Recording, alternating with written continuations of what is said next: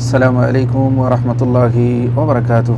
الحمد لله رب العالمين والعاقبة للمتقين والصلاة والسلام على سيد الأنبياء والمرسلين أما بعد.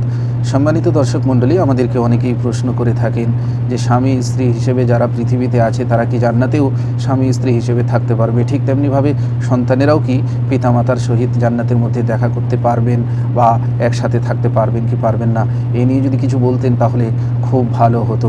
সম্মানিত দিনী ভাইরা, আজকে এই বিষয়টি আমি পরিষ্কার করার চেষ্টা করব। সূরা নম্বর 43 আয়াত নম্বর 70 মধ্যে আল্লাহ রাব্বুল আলামিন বলছেন, উদখুলুল জান্নাতা আনতুম ওয়া আজওয়াজুকুম তুহবারুন, তোমরা এবং তোমাদের স্ত্রীগণ জান্নাতের মধ্যে আনন্দের সহিত সানন্দে প্রবেশ করে যাও। ঠিক তেমনিভাবে সিলসিলা আল হাদিস সাহিহার মধ্যে একটি হাদিস রয়েছে, হাদিস নম্বর 2255।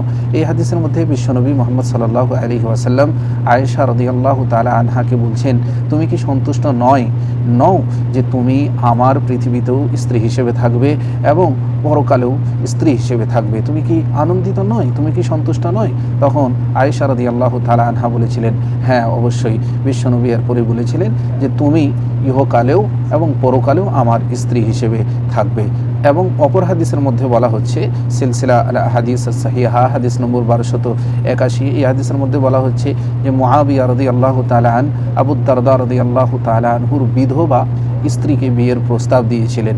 তখন বিধবা স্ত্রী নাকচ করে দিয়ে বলেছিলেন, অর্থাৎ আমি বিয়ে করব না, এ কথা বলার পরে বলেছিলেন যে আমি আমার স্বামী আবু দারদা রাদিয়াল্লাহু তাআলা আনহুর কাছে শুনেছি বিশ্বনবী মুহাম্মদ সাল্লাল্লাহু আলাইহি ওয়াসাল্লাম বলেছেন যে প্রত্যেক স্ত্রী তার শেষ স্বামীর সাথে জান্নাতে থাকবে, প্রত্যেক স্ত্রী তার শেষ স্বামীর সাথে জান্নাতে থাকবে। তাহলে এই হাদিস থেকে বোঝা যায় যে দুইজনই অর্থাৎ স্বামী স্ত্রী জান্নাতি হয়, তাহলে জান্নাতের মধ্যেও তারা স্বামী স্ত্রী হিসেবে থাকবে, এর মধ্যে কোনো রকমের সন্দেহ নেই।